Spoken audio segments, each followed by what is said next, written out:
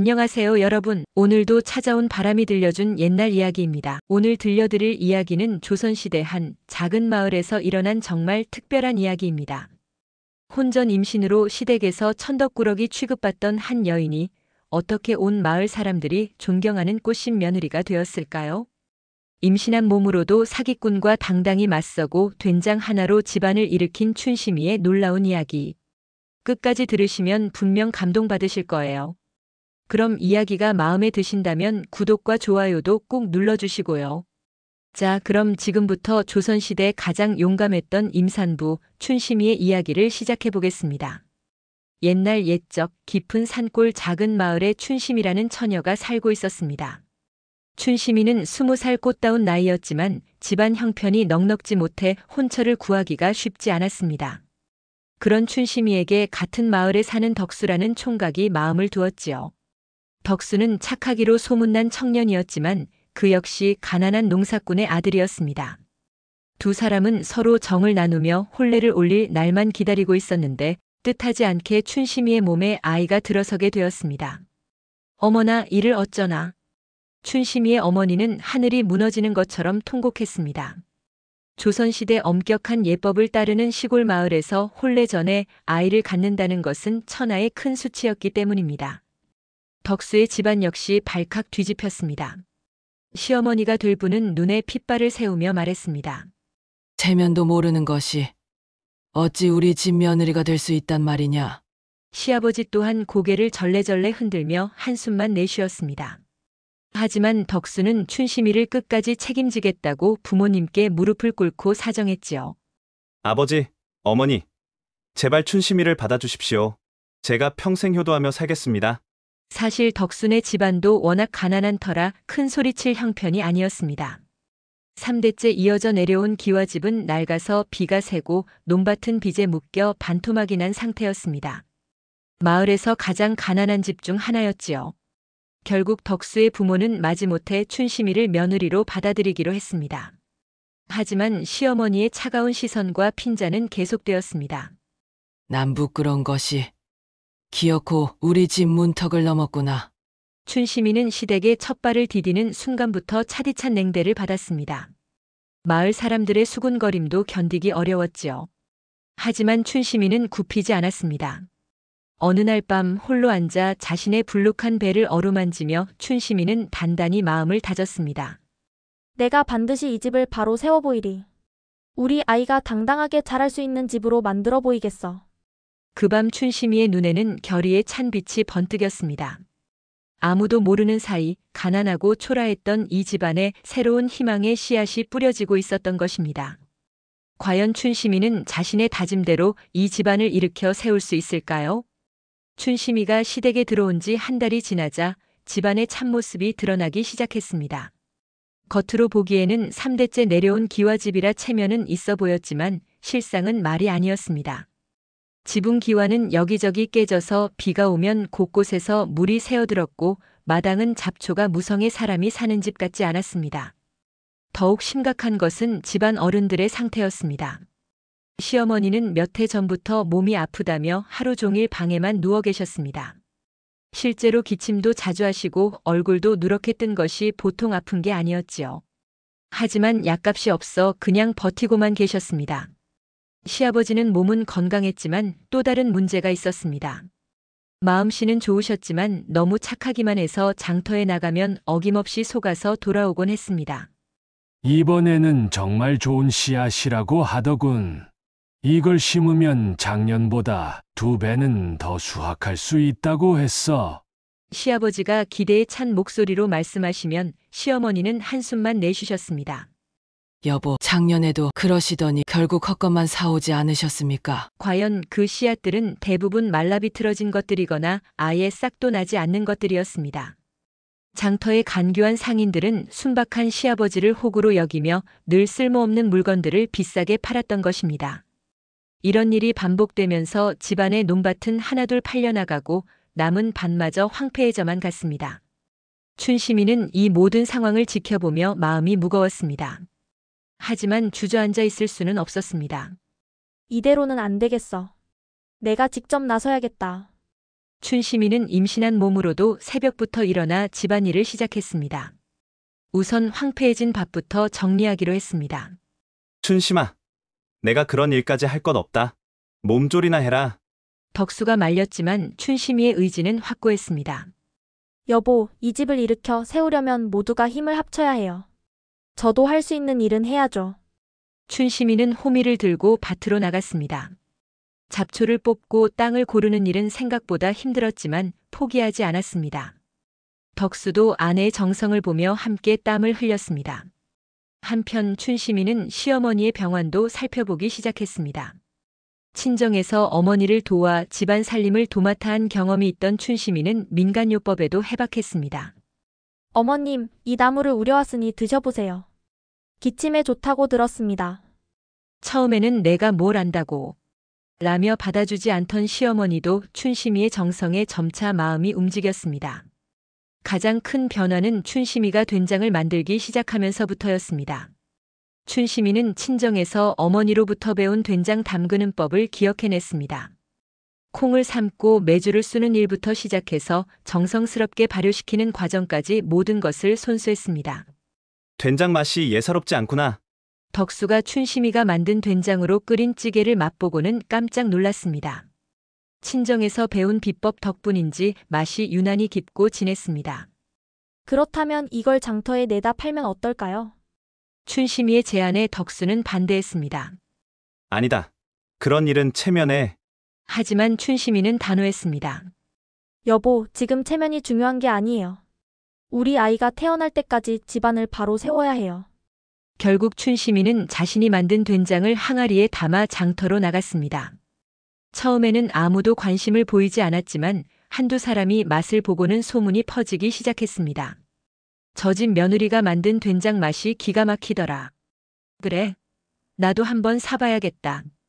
얼마 지나지 않아 춘심이의 된장은 장터에서 인기 상품이 되었습니다. 하루에 가져간 것이 모두 팔려나갈 정도였지요. 된장을 판 돈으로 춘심이는 쌀과 반찬거리를 사고 시어머니 약값도 마련했습니다. 집안의 곳간이 조금씩 차기 시작했습니다. 마을 사람들의 시선도 달라지기 시작했습니다. 저 집 며느리 참 야무지다. 저런 며느리를 두면 집안이 일어나겠어. 처음엔 말이 많았는데 이제 보니 보통 사람이 아니구나. 춘심이의 노력으로 집안 분위기도 한결 밝아졌습니다. 시어머니는 약을 지어 드시니 기침도 줄어들고 얼굴에도 생기가 돌기 시작했습니다. 어느 날 저녁 가족들이 둘러앉아 저녁을 먹는데 시어머니가 조용히 말씀하셨습니다. 춘심아, 고맙다. 그 한마디에 춘심이의 눈가가 촉촉해졌습니다. 그동안의 모든 고생이 헛되지 않았다는 생각이 들었습니다. 과연 춘심이는 계속해서 이 집안을 더욱 든든하게 만들어갈 수 있을까요? 춘심이의 된장이 마을에서 소문이 나면서 집안 살림이 점점 나아지고 있던 어느 날이었습니다. 여러분, 귀한 손님이 우리 마을에 오셨습니다. 마을 어귀에서 북소리와 함께 요란한 외침이 들려왔습니다. 사람들이 하나둘 모여들어 보니 화려한 비단옷을 입은 중년 남자가 커다란 보따리를 진 채 서 있었습니다. 저는 한양에서 온 약재상 박서방이라고 합니다. 이번에 궁중에서만 쓰던 귀한 약재를 가지고 왔습니다. 그 남자는 장돌뱅이 상인이었습니다. 각지를 돌아다니며 온갖 물건을 파는 떠돌이 장사꾼이지요. 하지만 그의 말솜씨는 예사롭지 않았습니다. 이 약재는 천년 묵은 산삼보다도 귀한 것으로 어떤 병이든 단번에 낫게 해줍니다. 평생 병치레 할 일이 없어지지요. 마을 사람들은 신기한 듯 웅성거렸습니다. 특히 어디서 아픈 곳이 있는 사람들은 눈을 반짝이며 다가갔습니다. 그때 시아버지와 덕수도 구경하러 나왔습니다. 여보게, 정말 그런 신통한 약이 있다는 말인가? 시아버지가 관심을 보이자 장돌뱅이는 기다렸다는 듯이 다가왔습니다. 아, 어르신께서도 오셨군요. 보아하니 대개 마누라께서 많이 편찮으신 것 같은데 이 약을 드시면 금방 나으실 겁니다. 그런가? 그런데 값이 얼마나 하는가? 보통은 한 봉지에 은 10냥인데 오늘은 특별히 절반 값인 은 5냥에 드리겠습니다. 은 5냥이면 보통 농가에서는 석 달 동안 먹고 살 수 있는 큰돈이었습니다. 시아버지는 망설였지만 아픈 아내 생각에 마음이 흔들렸습니다. 5냥이면? 좀 비싸긴 하지만, 아버지, 그 돈이면 정말 좋은 약재를 살 수 있습니다. 어머니를 위해서라면. 덕수도 부모 효도의 마음이 급해져서 장돌뱅이의 말에 혹하고 있었습니다. 그때였습니다. 춘심이가 부축해서 시어머니와 함께 나왔습니다. 무슨 일로 이렇게 시끄러운가? 춘심이는 상황을 파악하자마자 눈썹을 찌푸렸습니다. 뭔가 수상한 기운이 느껴졌기 때문입니다. 아, 젊은 부인께서도 오셨네요. 마침 잘 됐습니다. 이 약은 임산부에게도 아주 좋습니다. 순산을 돕고 아이도 건강하게. 장돌뱅이가 춘심이에게 다가오며 능글맞게 웃었습니다. 하지만 춘심이는 단호하게 손을 저었습니다. 잠깐만요. 그 약재를 한번 보여주세요. 아, 이걸요? 이건 특별한 것이라. 장돌뱅이가 당황하며 보따리를 감추려 했지만 춘심이는 이미 그 안에 든 약재를 얼핏 본 상태였습니다. 그게 무슨 천년 묵은 귀한 약재예요? 그냥 산에서 흔히 볼 수 있는 더덕 뿌리 아닙니까? 뭐라고 하는 거야? 장돌뱅이의 얼굴이 붉어졌습니다. 하지만 춘심이는 물러서지 않았습니다. 저 사람 말 믿지 마세요, 여러분. 저건 그냥 산에서 캔 더덕 뿌리를 말려놓은 것일 뿐입니다.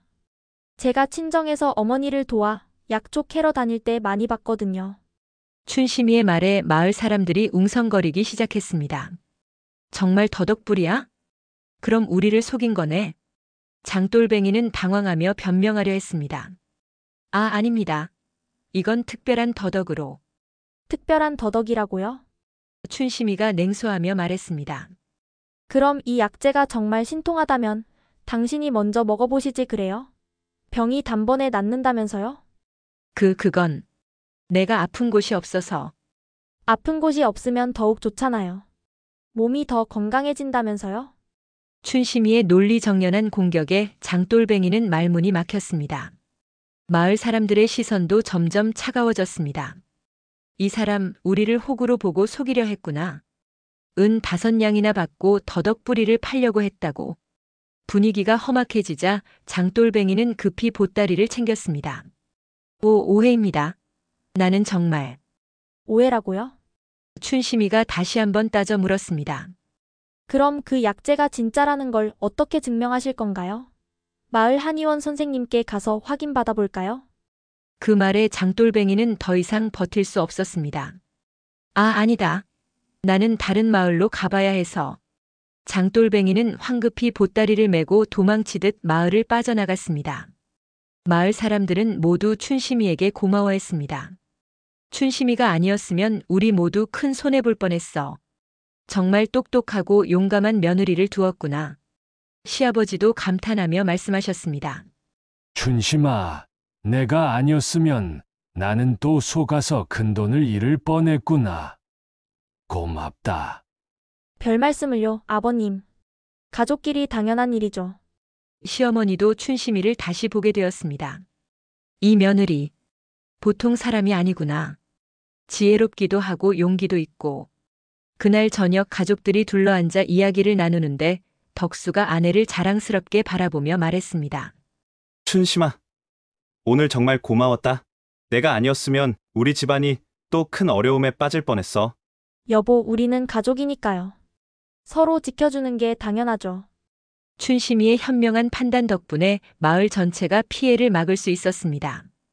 이제 마을 사람들은 춘심이를 더욱 신뢰하고 존경하게 되었습니다. 과연 춘심이는 앞으로도 이런 지혜와 용기로 집안을 지켜나갈 수 있을까요? 장돌뱅이 사건 이후 마을에서는 춘심이를 보는 시선이 완전히 달라졌습니다. 하지만 정작 시어머니의 마음만큼은 여전히 굳게 닫혀 있었습니다. 아무리 그래도 혼례도 전에 아이를 가진 며느리를 어찌 자랑스럽게 여기겠느냐. 시어머니는 춘심이가 집안에 도움이 되는 것은 인정하면서도 여전히 체면 때문에 마음을 열지 못했습니다. 어느 날 저녁 마을 부녀회 모임에서 돌아온 시어머니의 얼굴이 유난히 어두웠습니다. 무슨 일 있으셨어요, 어머니? 춘심이가 걱정스럽게 물었지만 시어머니는 대답 대신 한숨만 내쉬셨습니다. 덕수가 어머니께 자초지종을 물어보니 마을 부녀회에서 다른 어머니들과 말다툼이 있었다는 것이었습니다. 김씨네 마누라가 그러더구나. 대개 며느리는 참 능력 있더라. 그런데 혼례도 전에 아이를 가진 게 좀 아쉽지 않느냐고 말이야. 시어머니는 그 말에 화가 나서 우리 며느리가 어떻든 당신들이 무슨 상관이냐고 맞받아쳤지만 마음 한편으로는 여전히 체면이 서지 않는다고 느끼고 계셨던 것입니다. 어머니, 이제 그런 말 신경 쓰지 마세요. 춘심이는 우리 집안에 없어서는 안 될 사람이에요. 덕수가 아내를 감싸며 어머니를 설득했지만 시어머니는 여전히 마음을 열지 않았습니다. 네가 처자 편만 든다면 나는 이 집에서 어떻게 살란 말이냐? 가족 간의 미묘한 갈등이 다시 시작되었습니다. 춘심이는 이런 상황이 마음 아팠지만 어떻게 해야 할지 몰라 고민만 깊어갔습니다. 임신 8개월째라 배도 많이 불러와서 몸도 힘들었지만 가족 간의 불화가 더욱 마음을 무겁게 했습니다. 그런 어느 날 밤이었습니다. 시어머니의 방에서 괴로운 신음소리가 들려왔습니다. 춘심이가 급히 달려가 보니 시어머니가 심한 기침과 함께 숨을 제대로 쉬지 못하고 계셨습니다. 어머니, 여보 빨리 와봐요. 춘심이는 당황한 마음에도 시어머니를 부축해 앉혔습니다. 얼굴이 새파래져서 보통 일이 아니었습니다. 어머니 괜찮으세요? 숨쉬기 편하게 등을 문질러 드릴게요. 춘심이는 무거운 몸을 이끌고 시어머니의 등을 부드럽게 문지르며 달랬습니다. 한참을 그렇게 간병하니 시어머니의 숨이 조금씩 안정되었습니다. 물 좀. 네, 잠깐만 기다리세요, 어머니. 춘심이는 따뜻한 차를 끓여서 시어머니께 드렸습니다. 그리고는 밤새도록 시어머니 곁을 지키며 돌봤습니다. 춘심아, 너는 몸이 힘들 텐데 그만 가서 쉬어라. 괜찮아요, 어머니. 제가 곁에 있을게요. 춘심이는 졸음이 쏟아져도 끝까지 시어머니 곁을 떠나지 않았습니다. 이런 일이 며칠 계속되자 시어머니의 마음에도 변화가 생겼습니다. 이 며느리가 나를 친어머니처럼 돌봐주는구나. 춘심이는 임신한 몸으로도 시어머니의 약을 다려드리고 소화가 잘 되는 죽을 끓여드리며 밤낮 없이 간병했습니다. 심지어 시어머니가 화장실에 가기 힘들어하시면 직접 부축해서 모셔다 드리기까지 했습니다. 춘심아, 내가 너에게 그동안 얼마나 차갑게 굴었는데 네가 왜 이렇게까지 나한테 잘해주느냐? 어느 날 저녁 시어머니가 춘심이의 손을 잡으며 눈물을 글썽이셨습니다.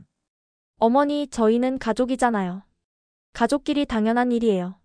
가족이라. 그래. 우리는 가족이구나. 시어머니는 그제야 깨달았습니다. 춘심이가 진심으로 이 집안을 사랑하고 자신을 친어머니처럼 여기고 있다는 것을. 춘심아, 그동안 미안했다.